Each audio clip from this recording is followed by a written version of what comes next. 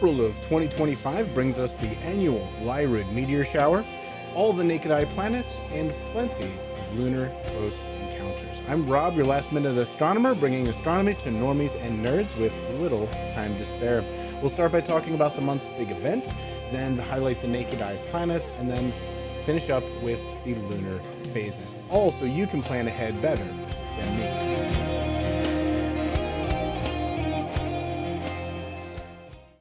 Well, let's get started with the fun part, which is the meteor shower, right? So we're talking about the 22nd, okay?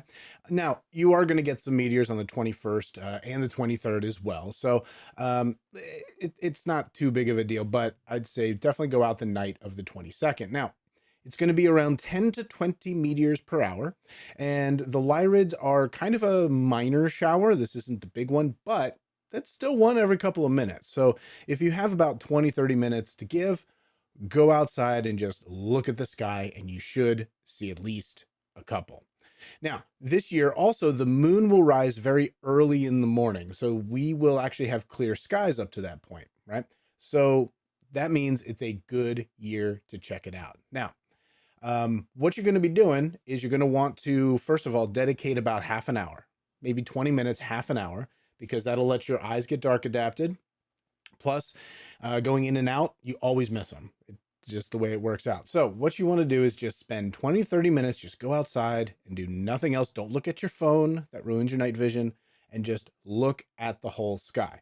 Now, when you're looking at the whole sky, what you might notice eventually, as time goes by, is that Lyra will rise up. See over here? There we go. Lyra is rising up in the east. That's where the meteors appear to be coming from Lyra right there. That's why they're called the Lyrids. Now, what's really happening, though, is that these are just little pieces of debris left over from a comet that went through the solar system a while ago. And we are crashing into that at about 100,000 miles an hour, and it crushes the atmosphere in front of it and heats it up to such a degree that it actually basically sets on fire, right? So anyway, so going into or past midnight, you're going to want to get out there and take a look at the Lyrids. I was going to show you the moon. See, the moon doesn't pop up until, there it is, around 4:30 in the morning. So you've got a good window between dusk on the one night and then to 4:30 in the morning. So really, really good. Make sure you get a nice chair that you can sit and actually relax your neck.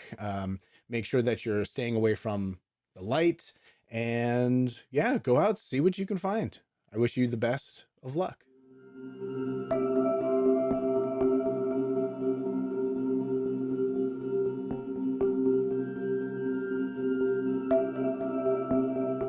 So what planets are you able to see with your naked eye? There's two in the evening, and that would be Jupiter and Mars. And as you can see here, they're off in the west after sunset. Now, Jupiter is going to be the brightest thing out there in that direction. And all you got to do is look west and then see if you can find Orion or Taurus, and then follow the V up to the horns there. And in between the horns will be Jupiter. You could also just kind of go crossways through Orion to find Jupiter as well. It's going to be bright. Now, this will set in the beginning of the month around midnight, but by the end of the month, it sets around 11. So we're starting to run out of time for Jupiter and good observations of that. Now, what's also up there, though, is Mars. That's going to be a bit higher. In fact, it's almost straight above us at sunset, and it's right near these twin stars, Pollux and Castor, right there. In fact, in the beginning of the month, they're making this nice little line. And as we go through the month, it's actually going to move away from those to where it's actually in Cancer by the end of the month. And it's going to start setting around 3:30 in the morning. So you got to get out there before then. And then by the end of the month, it'll set by 2 a.m. So Mars is also on its way out. Now, we also have some morning planets. So we got to look the opposite way. We're going to look toward the east. We're also going to change this to sunrise. And I'm going to start back at the 5th. And you can see that Venus is there. Now, if we go a little bit later, oh, you might see Mercury and Saturn. Now, those are going to be tough to find, but as we go through the month, they will be getting a little bit higher. And the best part is going to be here around the 24th when the moon kind of comes in. So I'm not expecting you to easily find Saturn and Mercury, but they are there. Your best bet is to look at a sky map and see where they're supposed to be. Look it up online and see where they're supposed to be for the day that you are looking. Okay. And then see if you can find Venus first. Venus is going to be the brightest. It's going to be the last one that disappears. So if you can find that, you might be able to find the other two, right? So even here, you see on the 24th, Saturn is just below it, and then Mercury is down and to the left of that, right? So Venus, Saturn, Mercury in the mornings. Best of luck trying to find. In fact, let's go back, start at the 5th a little bit, okay? And you'll see Mercury and Saturn right there. And as the month goes by, they sort of do this little dance, okay? And Mercury kind of gets further away from the two. Okay? Now, let's move on to some lunar events.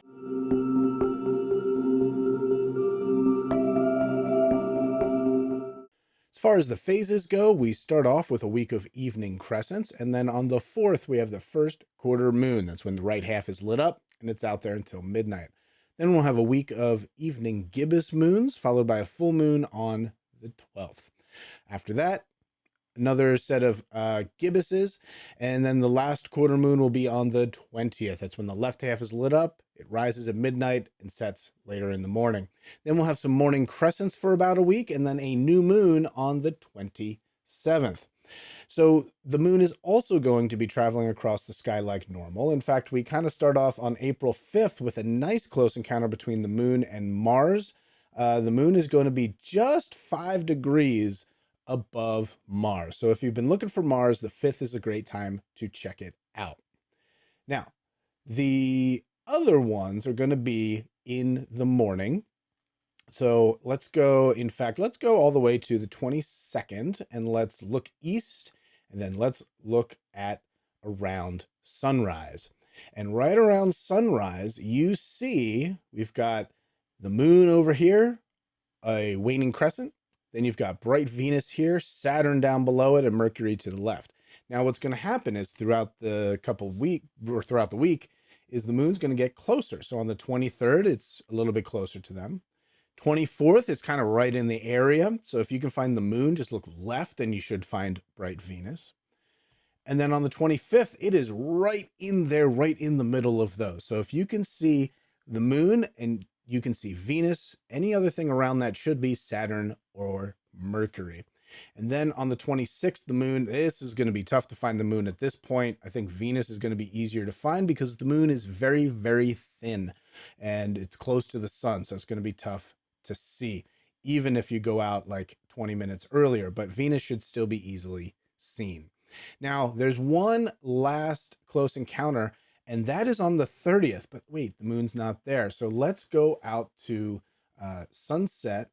And instead of looking east, let's look west. There it is, the moon and Jupiter. Just look west. You should be able to find bright Jupiter and a very thin crescent moon, just 6 degrees above Jupiter.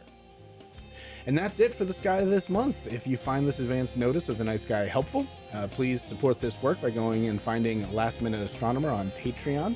And don't forget to follow Last Minute Astronomer on Facebook and Instagram. So till next month, I'm the Last Minute Astronomer, wishing you fruitful plans and clear skies.